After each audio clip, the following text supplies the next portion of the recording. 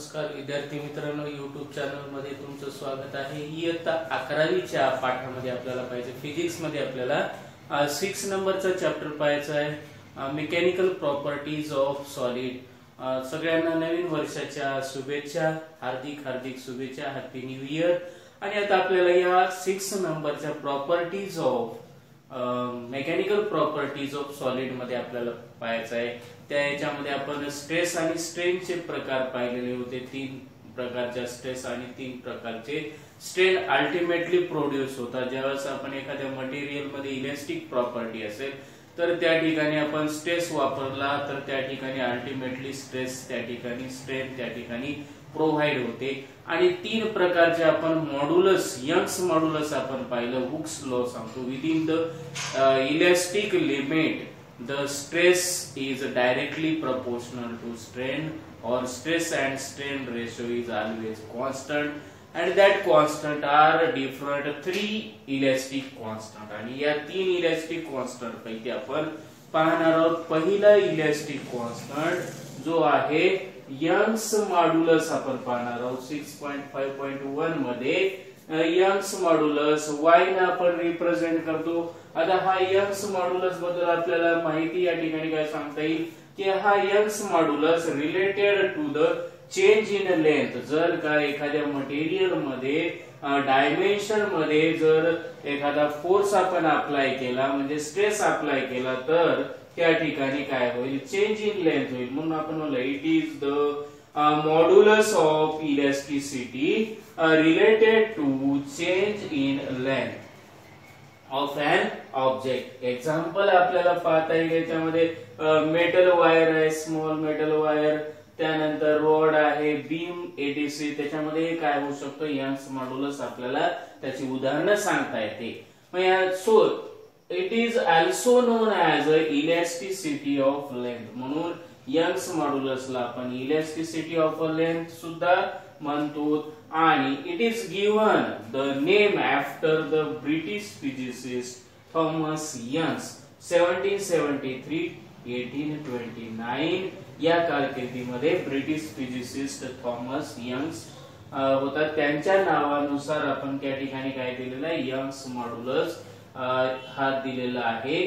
आणि Young's modulus म्हणजे काय, अल्टिमेटली त्या ठिकाणी काय असतो, लॉंगिट्युडनल स्ट्रेस आणि लॉंगिट्युडनल स्ट्रेन। लॉंगिट्युडनल स्ट्रेस आपल्याला माहित आहे, लॉंगिट्युडनल स्ट्रेस म्हणजेच काय, रिस्टोरिंग फोर्स किंवा applied force. Applied force equivalent to restoring force. त्यामुळे आपल्याला अप्लाइड फोर्स जो आहे, applied force divided by area म्हणजेच काय घेता येईल, आपल्याला स्ट्रेस सांगता येईल। याला आपण इक्वेशन नंबर 1 दिलं। त्यानंतर इक्वेशन 2 मध्ये आपण लॉंगिट्युडनल स्ट्रेन सांगितलं। लॉंगिट्युडनल स्ट्रेनचे आपण डेफिनेशन काय सांगितलं, change in dimension to original dimension, change in length to original length. जर का या ठिकाणी लॉंगिट्युडनल स्ट्रेन असेल तर change in length to original length होईल। आणि ज्यावेळेस आपण नॉर्मल फोर्स एखाद्या लेंथवर अप्लाय केलं, स्ट्रेच केलं, दोन्ही साइडना आपण ओढलं, त्या ठिकाणी कॉम्प्रेसिव्ह स्ट्रेस तरी स्ट्रेन तरी होईल त्या ठिकाणी, किंवा कॉम्प्रेसिव्ह स्ट्रेन त्या ठिकाणी इलॉंगेटिव्ह स्ट्रेन तरी त्या ठिकाणी काय होईल, प्रोड्यूस होईल। म्हणजे आपण जर वायरला ओढलं तर त्या ठिकाणी काय होईल, वायरची लेंथ त्या ठिकाणी वाढल्या जाईल, किंवा कॉम्प्रेस केलं तर त्या ठिकाणी वायरची लेंथ काय होईल, कमी होईल। स्प्रिंग असेल, स्प्रिंगला ओढलं तर त्या ठिकाणी काय होईल, त्याची लेंथ चेंज होईल। कॉम्प्रेस केलं स्प्रिंगला तर त्या ठिकाणी स्प्रिंग काय होईल, कॉम्प्रेस होईल, त्याची लेंथ दोन्ही बाजूने काय होईल, त्या ठिकाणी कमी होईल।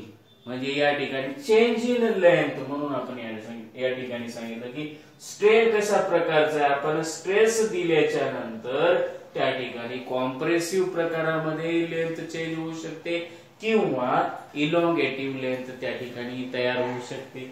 मग आता यंग्स मॉड्युलस म्हणजे काय सांगता येईल, it is the ratio of what it is a ratio of the longitudinal stress to longitudinal strain. हा जो काही रेशो असेल त्या रेशोला आपण यंग्स मॉड्युलस असं म्हणलेलं, that is called Young's modulus.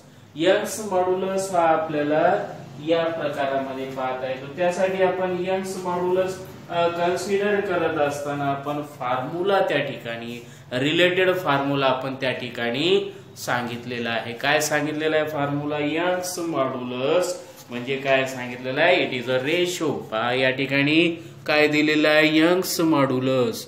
Young's modulus म्हणजे त्या ठिकाणी आपल्याला सांगता येईल Young's modulus is the ratio of longitudinal stress to longitudinal strain. आणि आपण या ठिकाणी काय कन्सिडर केलेलं आहे? लॉंगिट्युडनल स्ट्रेस म्हणजेच काय? Applied force divided by area. मग तो रिप्रेझेंट कसा करता येईल? F divided by A. आणि फोर्स आपण कशाने लिहितो? Force equal to mass into acceleration due to gravity म्हणजे mg divided by pi R square आपण त्या ठिकाणी रिप्रेझेंट करतो. तसंच लॉंगिट्युडनल स्ट्रेन म्हणजे काय?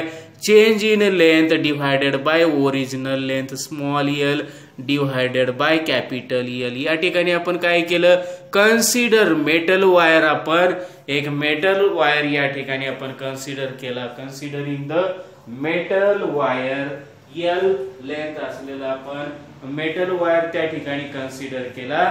आणि मेटल वायर कन्सिडर करून आपण या दोन इक्वेशन मध्ये किमती आपण त्या ठिकाणी टाकलेल्या आहेत. तर आपण पुढच्या याच्यामध्ये लिहूया let us consider a metal wire. पाहता याच्यामध्ये आकृतीमध्ये दाखवल्याप्रमाणे आपण या ठिकाणी काय घेतलेलं आहे? एक consider a metal wire of length L. L एवढी लेंथ असणार आपण या ठिकाणी मेटल वायर घेतला. एल लेंथ असणारा मेटल वायर घेतला. त्याची रेडियस आर आहे. त्या वायरची radius R suspended in a rigid support. वर एका टोकाला आपण त्या ठिकाणी बांधलेला आहे. खालचं टोक रिकाम आहे. खालच्या टोकाला आपण काय केलेलं आहे? फोर्स mg एवढा लोड वजन आपण त्या ठिकाणी खालच्या दिशेने अटॅच केलं. त्यामुळे याच्यावर काय झालं? डिफॉर्मिंग फोर्स तयार झाला. So deforming force is applied in the wire. मग या याच्यामध्ये वायर मध्ये डिफॉर्मिंग फोर्स त्या ठिकाणी अप्लाइड झाला. म्हणून त्या ठिकाणी वायरची लेंथ काय झाली? इथून या ठिकाणी चेंज झाली. चेंज इन लेंथ किती झालेली आहे? मग या ठिकाणी लॉंगिट्युडनल स्ट्रेस इक्वेशन 1 सांगितलेलं आहे. हे इक्वेशन आपल्याला काय लिहिता येते? लॉंगिट्युडनल स्ट्रेस काय होईल या ठिकाणी? लॉंगिट्युडनल स्ट्रेस हा जो इक्वेशन आहे. Applied force F area E. Force म्हणजे काय? m into g ने रिप्रेझेंट केलं. एरिया म्हणजेच याचा क्रॉस सेक्शनल एरिया. जर हा रॉड असेल या ठिकाणी याची रेडियस जर का दिलेली आहे तर एरिया म्हणजे काय? पाय आर स्क्वेअर. ए म्हणजेच काय होईल? A equal to pi R चा वर्ग. Area equal to pi R चा वर्ग आपल्याला घेता येईल. या इक्वेशनला इक्वेशन नंबर 3 घेऊया. हे झाले इक्वेशन नंबर 3. आता हे इक्वेशन या ठिकाणी मिटून टाकतो. अप्लाइड फोर्स चं इक्वेशन आपण त्याला इक्वेशन 1 ला आपण मॉडिफाय केलं. तसंच आता इक्वेशन 2 मध्ये काय झालं? आपण या ठिकाणी स्ट्रेस अप्लाय केला. स्ट्रेस अप्लाय केल्यामुळे काय झालं? याची लेंथ काय झाली? या ठिकाणी तो आला. म्हणजे या ठिकाणी लेंथ काय झाली? इथून एवढी change in length. Small L म्हणजे काय? Change in length. Force apply दिल्यामुळे deforming force is applied in the wire, so the length of wire changes. Length of wire changes to small l. एवढा काय त्या ठिकाणी चेंज झाला. Change in length small l. मग आपल्याला equation काय लिहिता येते? लॉंगिट्युडनल स्ट्रेन म्हणजेच काय? Change in length. किती चेंज इन लेंथ झालेला आहे? स्मॉल एल एवढा त्या ठिकाणी काय झालेला आहे? चेंज झालेला आहे. आणि ओरिजिनल लेंथ किती आहे? एल आहे. म्हणजे आपल्याला लिहिता येईल small L divided by capital L. याला नंबर आपण इक्वेशन 4 दिलं, 3 आणि 4. आता आपल्याला माहित आहे we know that by Young's modulus. आपल्याला काय लिहिता येते? We know that by using Young's modulus. We know that YOUNG Young's modulus. Young's modulus म्हणजे काय? Young's modulus is a ratio of longitudinal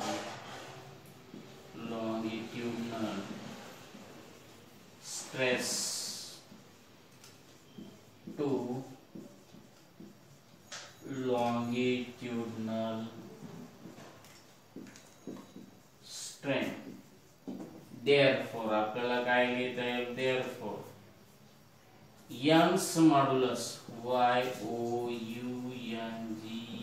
Young's modulus equal to longitudinal stress divided by longitudinal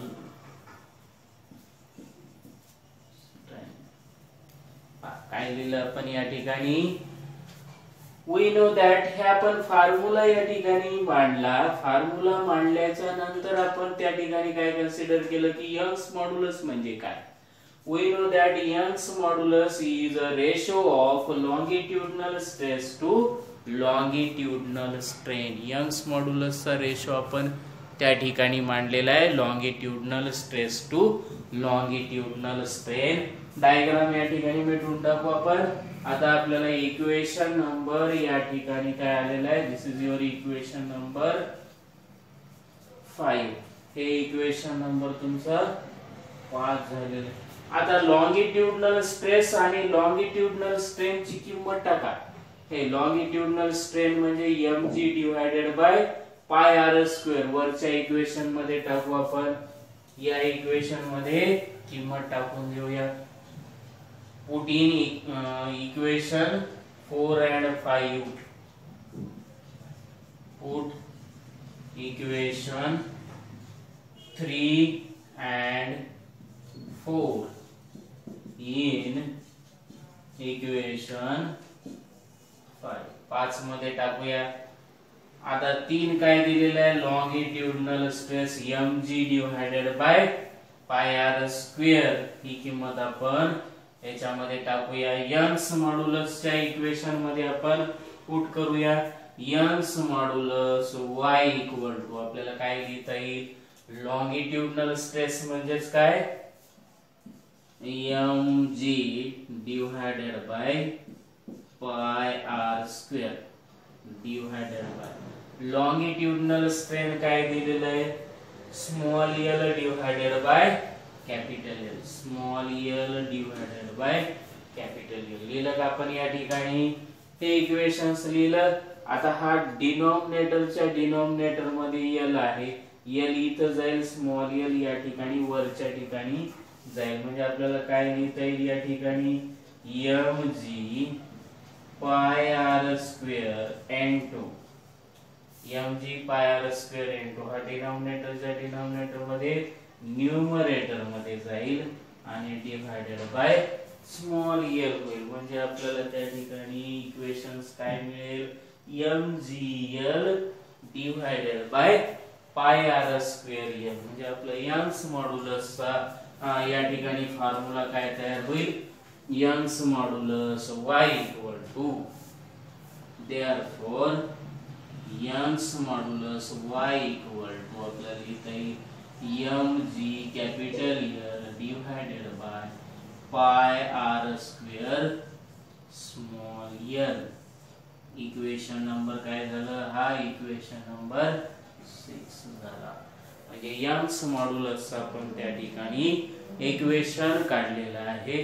याला आपण डिरायव्हेशन of Young's modulus म्हणतो. या Young's मॉड्युलसचं SI unit काय लिहिता येईल या ठिकाणी?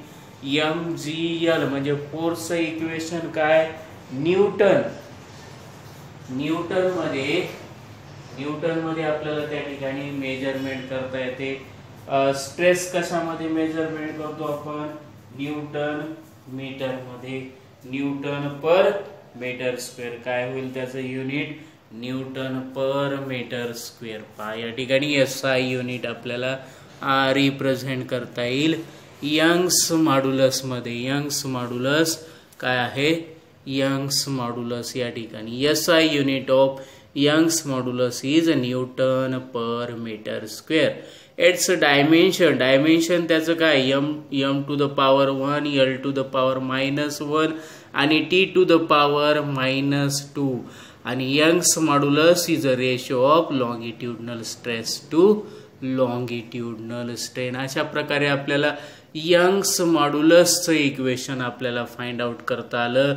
y = mgl divided by πr²l. आणि Young's modulus indicates the resistance of an elastic solid to elongate or compress किंवा इलॉंगेशनचा त्या ठिकाणी तो रेजिस्टन्स त्या ठिकाणी रिप्रेझेंट करतो. म्हणजे Young's modulus is the property of solid only. ही प्रॉपर्टी कशाची आहे? सॉलिड प्रॉपर्टी आहे. Young's modulus is the property of solid. आता त्याच्यामधला आपण प्रॉब्लेम सॉल्व्ह करूया आणि काही या ठिकाणी बेसिक मटेरियल्स आणि त्याचं यंग्स मॉड्युलस या ठिकाणी रिप्रेझेंट केलेलं आहे. प्रत्येक याच्यामध्ये मटेरियल लीड असेल, लीडचा यंग्स मॉड्युलस 1.5 × 10⁻10 पास्कल, त्यालाच आपण न्यूटन पर मीटर स्क्वेअर म्हणतो. ग्लास आहे क्राऊनचा, त्याचा यंग्स मॉड्युलस आहे 6 × 10⁻10. ॲल्युमिनियमचा 7 आहे, सिल्वरचा 7.6 आहे, गोल्डचा 8.1 आहे, ब्रासचा 9 आहे, कॉपरचा 11 आहे आणि स्टीलचा 21. लार्जर आहे त्याचा यंग्स मॉड्युलस स्टीलचा.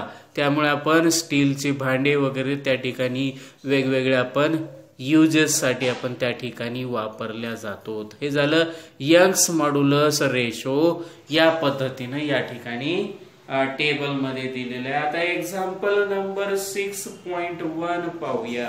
एक्झाम्पल नंबर 6.1 काय एक्झाम्पल दिलेलं आहे? A brass wire of length 4.5 metre with cross sectional area दिलेला आहे 3 × 10⁻⁻5 metre square and a copper wire of length 5 meter with cross sectional area 4 × 10⁻⁻5 meter square are stretched by the same load. The same elongation is produced in both the wires.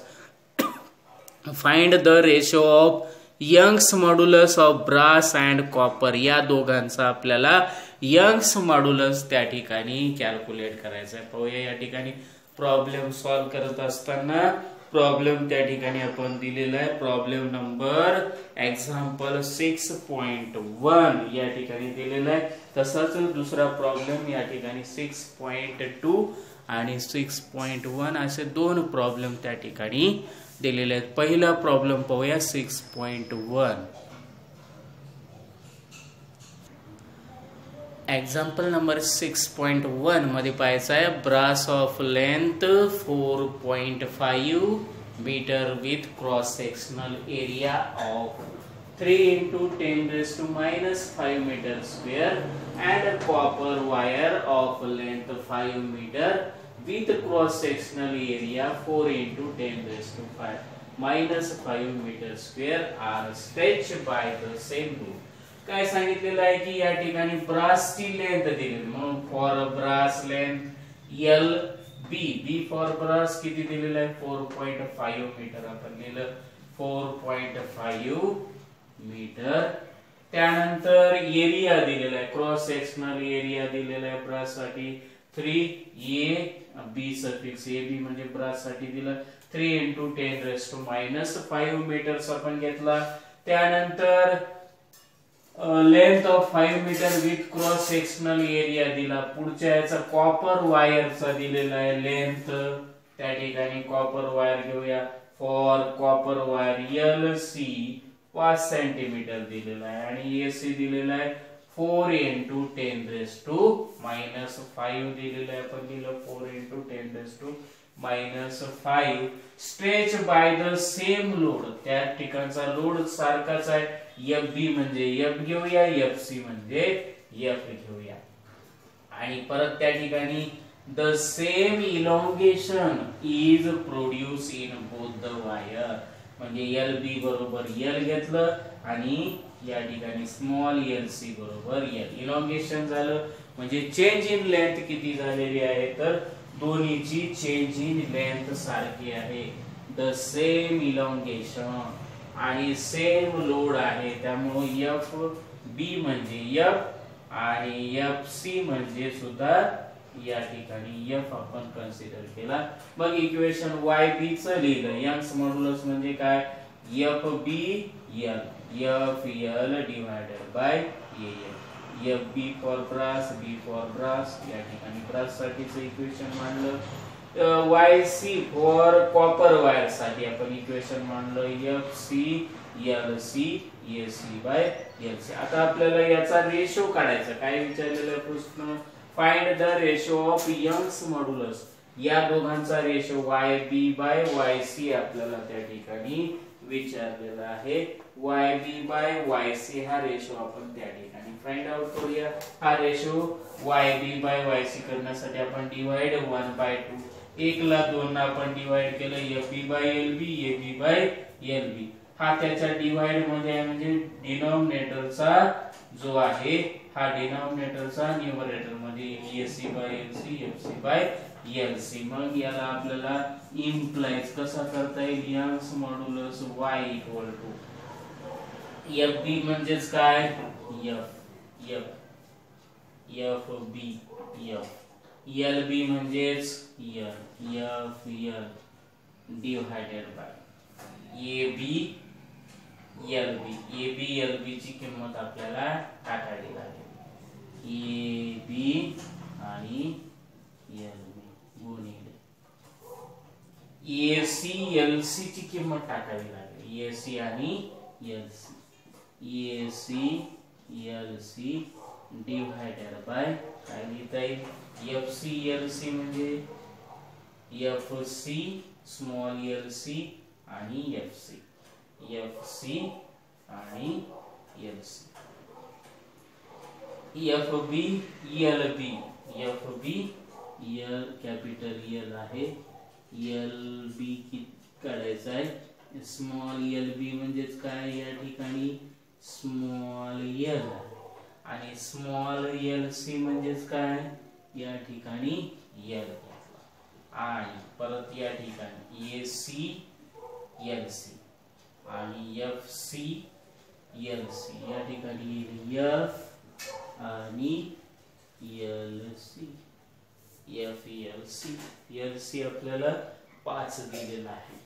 मग याच्यामधलं काय झालं, हा एक F, हा एक F सारखा आहे, हा स्मॉल L, हा स्मॉल L कॅन्सल झाला. मग आता आपलं इक्वेशन्स या ठिकाणी काय लिहिता येईल बरं, हे इक्वेशन आपण वरचं इक्वेशन आपण मिटवून टाकूया, दोन्ही इक्वेशन. आता काय लिहिता येईल, Y बरोबर यंग्स मॉड्युलस, Y बरोबर काय लिहिता येईल, AC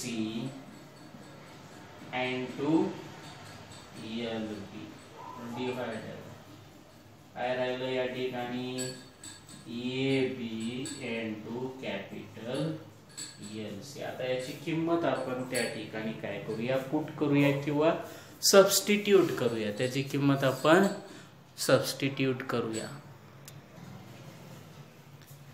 आता खालच्या इक्वेशन मध्ये आपण काय काढलेलं आहे, या ठिकाणी F कॅन्सल झालं, या ठिकाणी LL कॅन्सल झालं, आपण मांडूया या ठिकाणी Young's modulus ratio YB divided by YC, YB divided by YC हा रेशो आहे, YB बाय YC हा रेशो आपण मांडलेला आहे. YB YC आपल्याला काय लिहिता येईल, या ठिकाणी AC आणि LB, AC into LB आणि AB by LC, AB by LC. AC ची किंमत काय या ठिकाणी AC कॉपरचा एरिया किती दिलेला आहे 4 × 10⁻⁵ कॉपरचा 4. त्यानंतर लेंथ किती आहे ब्रासची 4.5 मीटर 4.5 मीटर. ब्रास कुठे आहे या ठिकाणी ही ब्रास 4.5 डिवायडेड बाय AB किती आहे या ठिकाणी AB दिलेला आहे 3 × 10⁻⁵ 3 × 10⁻⁵. त्यानंतर काय दिलेलं आहे LC किती आलं 5 सेंटीमीटर. कॉपर वायरची लेंथ किती आली 5 मीटर. कॉपर वायरची लेंथ 5 मीटर. किंमत टाकली 10⁻⁵ 10⁻⁵ कॅन्सल झालं. काय राहिलं 4 × 4.5. मग YB/YC बरोबर काय लिहिता येईल YB/YC 4 × 4.5 4 × 20 ला 0 2 4 × 16 2 आले 18.1 नंतर आणि हे 3 × 5 उरलं 15 18/15 18/15 ला भागाकार करा 18/50 15 15 15 18 तून 15 गेली किती राहिले 3 राहिले. मग 30 झाली 15 दुनी 30 1.2 हा काय आला त्याचा यंग्स मॉड्युलसचा रेशो आपण त्या ठिकाणी फाइंड आउट केला. अशा पद्धतीने आपल्याला यंग्स मॉड्युलसचा रेशो आपल्याला त्या ठिकाणी फाइंड आउट करता येते. आता त्याच्यामधला पुढचा प्रॉब्लेम पाहूया. Example number 6.2. एक्झाम्पल नंबर 6.2 पहा. हे अगोदरचा प्रॉब्लेम कशा पद्धतीने सॉल्व्ह केला हा सॉल्व्ह केलेला प्रॉब्लेम पहा आणि पुढचा पाहूया आपण एक्झाम्पल नंबर 6.2.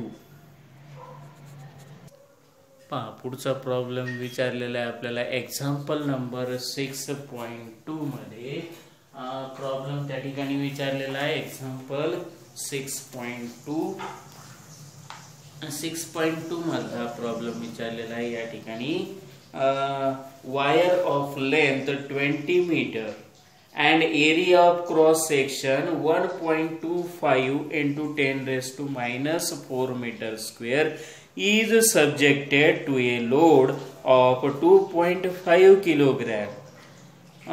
या ठिकाणी G ची व्हॅल्यू दिलेली आहे 1 किलोवॅट एनर्जी म्हणजे न्यूटन म्हणजे काय 9.8 न्यूटन म्हणजे 1 किलो वेट आहे.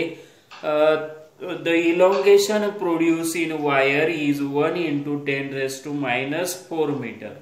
Calculate Young's modulus of the material. आपल्याला त्या ठिकाणी Young's modulus of material आपल्याला कॅल्क्युलेट करायचं आहे. काय दिलेलं आहे याच्यामध्ये गिवन लिहूया.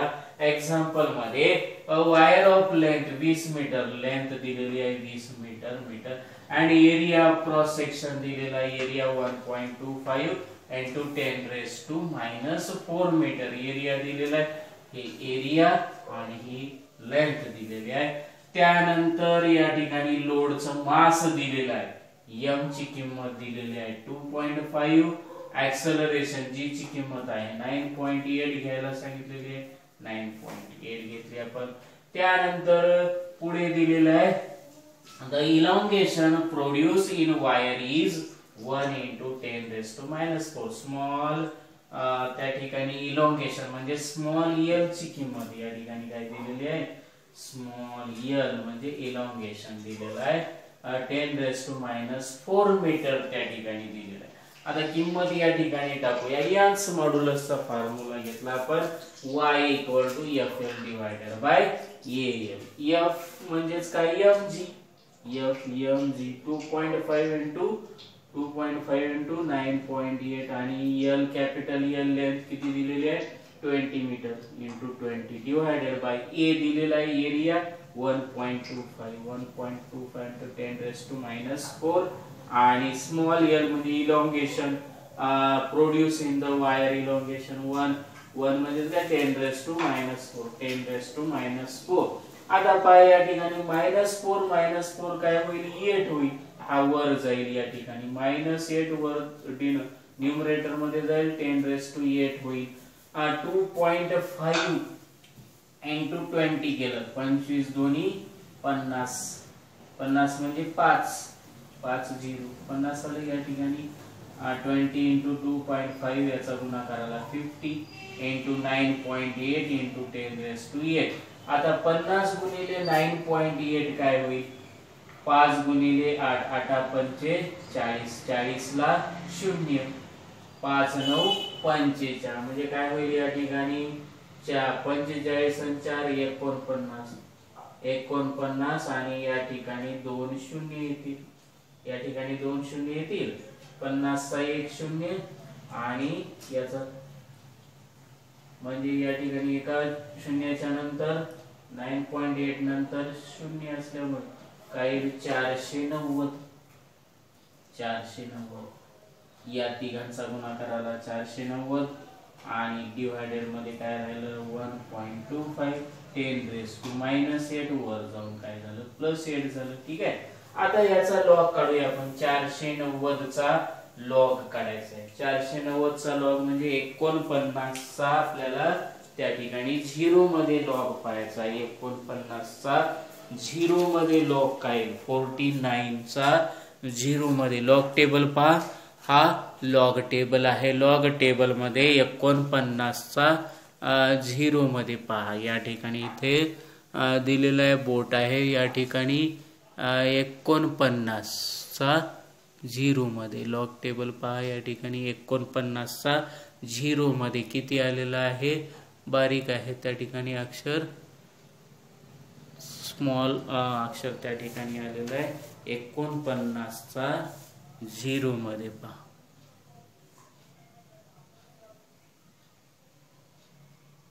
या ठिकाणी दिसते 49 चा 0 मध्ये किती आलेला आहे?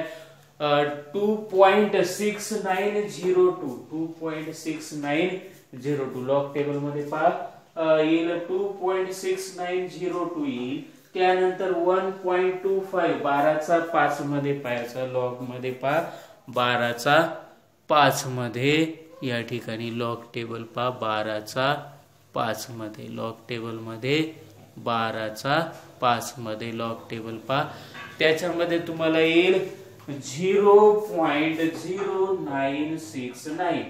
मग हा काय डिवाइड करायचा, एकमेकाला डिवाइड करायचं म्हणजे मायनस येईल.